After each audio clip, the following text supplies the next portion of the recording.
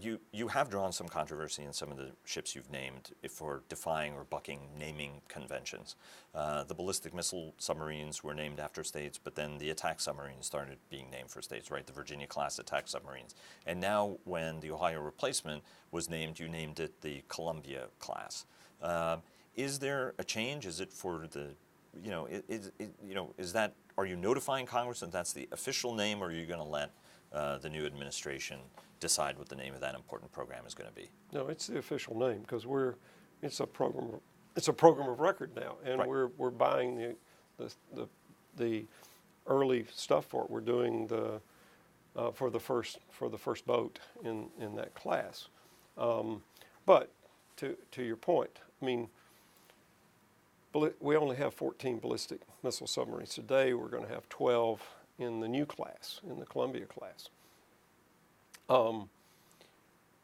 Naming conventions used to be battleships were named for states. Right.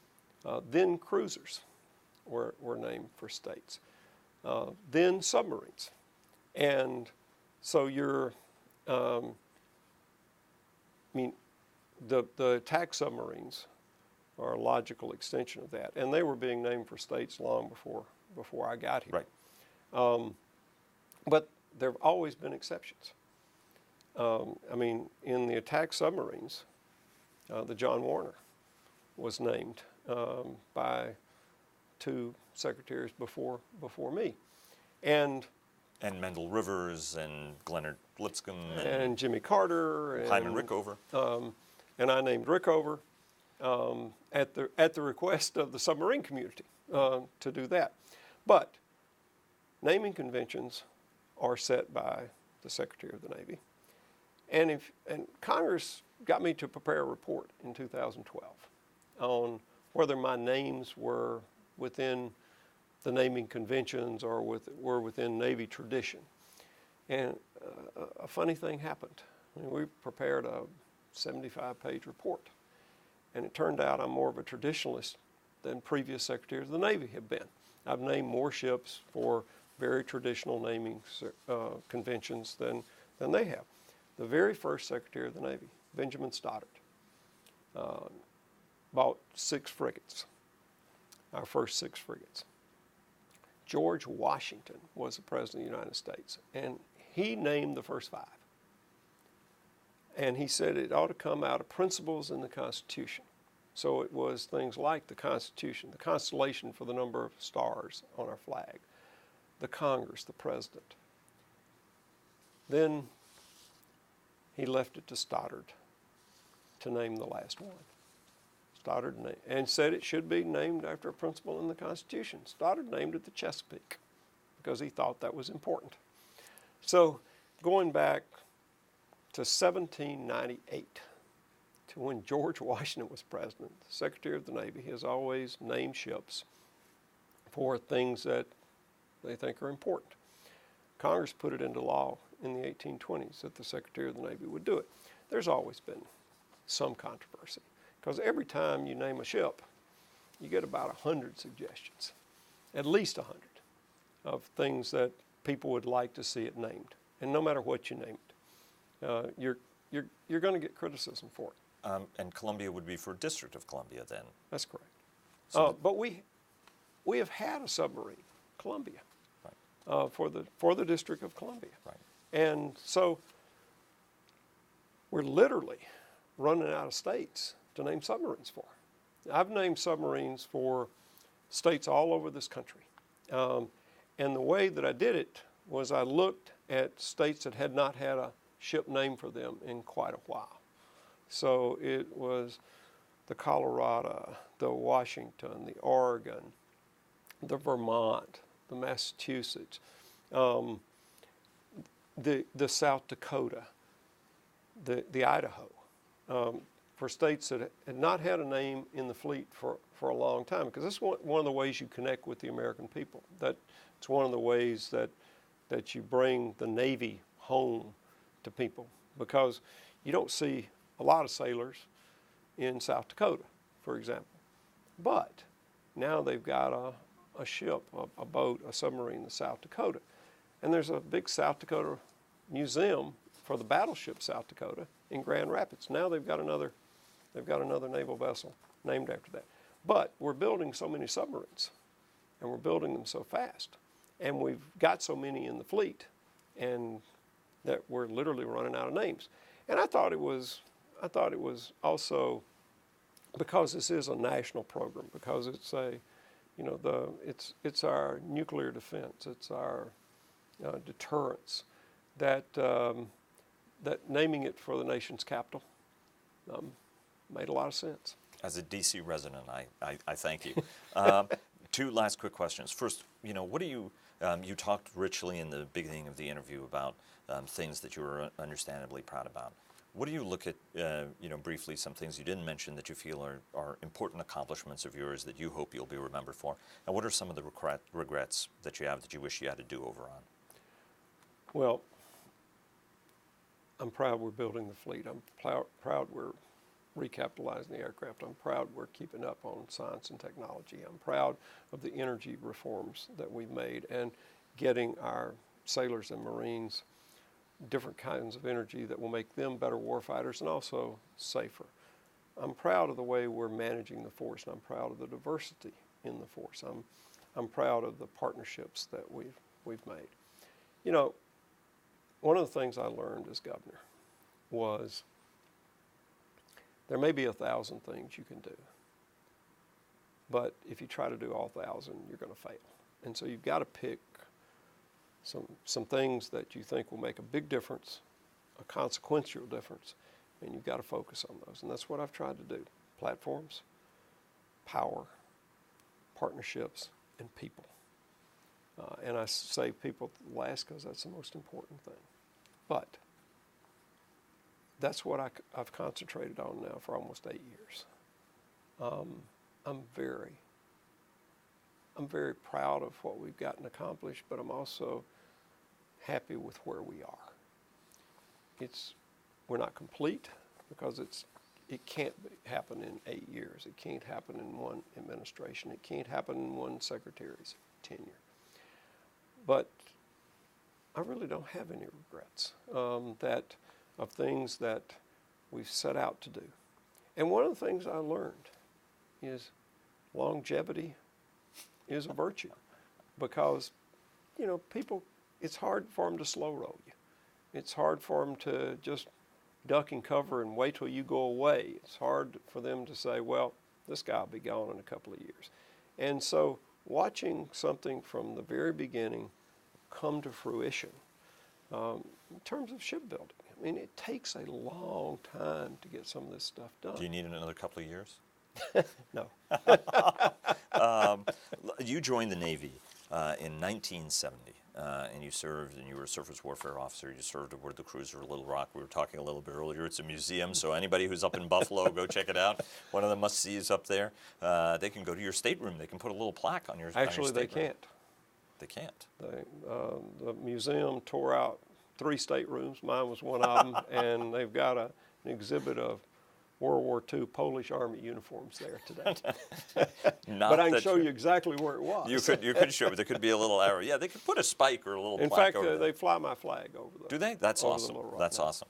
But what are, you know, talk to us, you know, from when that formative, at a young age, when you came in as a junior officer, and then, you know, 40 years later, becoming the Secretary of the Navy. How different was the Navy that you joined from the Navy as it exists today? It's completely different.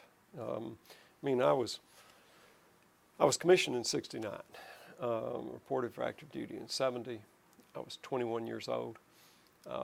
Suddenly I was the mother, the father, the priest, the rabbi, the banker, the psychiatrist for, you know, about 60 people.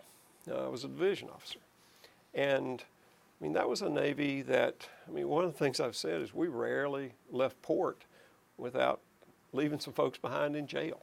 I mean, it was a Navy that people were still being drafted into, a Navy where a lot of folks didn't want to be there. There was a good bit of drug use. There was just bad acts going on. Racial tension at the time. Racial tension, this sort of thing. Now, I think it was one of the most important parts of my life, those years that I spent doing that, because all of a sudden you're given this immense responsibility. You're very young, but other people are absolutely dependent on you. The decisions you make can have life and death consequences. I mean, particularly if you're driving the ship or something like that. And so having that experience, the Navy of today is nothing like that. All volunteer force, the very best. That I mean, our recruiting, our retention, we're recruiting the very best. We're giving no waivers, for example, for education or for criminal record or anything. I mean, you've got to meet some very rigid standards to get in to the Navy or to the Marine Corps today. And it's a force that you send in anywhere in the world, and you don't worry about what's going to happen. Now, you got a couple of, you'll have an event here or an event there. Anytime you got this many people that are 18 to 35, you're going to have some stuff happen. But overall, these are diplomats as well as warriors. They're well educated. They're incredibly well trained. And I mean, I served with a lot of very good people, very patriotic people, but we couldn't touch the Navy and Marine Corps that there is today. I'll say one more thing. I think one of the strengths, if I brought any strengths to Navy, one of the great strengths I brought was that from 1972 until 2009, I had very little contact with the Navy. I mean, I would go to reunions of my ship. I kept in contact with people and I still do.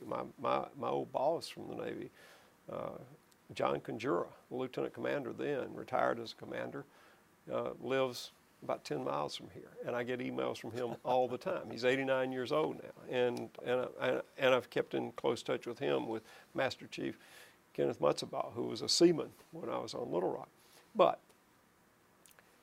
not having contact, I didn't know what the issues were coming in, but I also didn't have any baggage. I could take a fresh look. I could take a different look at Navy. And getting briefed on the Navy, and they do a really good job getting you ready for your confirmation hearing, but more importantly, getting you ready for the job. You know, issues start jumping out. And because I didn't have any of that baggage, because I hadn't been involved in some of the earlier decisions, because I didn't have a vested interest in doing it, you can take a fresh look at it. I think that from time to time, it's really valuable to bring in people who haven't been part of the revolving door in Washington, who haven't come in, gone out, come back in, gone out, come back in, to take a look at it. And, you know, I think that having that fresh look, that new, clear look, can be incredibly valuable. What's next? And as I understand, the outcome of a recent football game did not go Navy's way. When are you and what are you paying up to Eric Fanning, who's probably gloating right now, Yeah. as he should after ending a great game and they're ending 1-14. I'm happy to give Eric that. Now, we did lose our quarterback and our best running back the week before on the same play. The fact that Navy was even in that game was pretty astounding. In the first half, we had 14 plays in the first half. Army had 13 first downs. I mean, the fact that this was a close game, it shouldn't have been close. But, you know, Eric was so confident in this that he didn't bet me. He wouldn't bet me. And I think it's because I've been eating out on Secretaries of the Army for the whole time I've been here.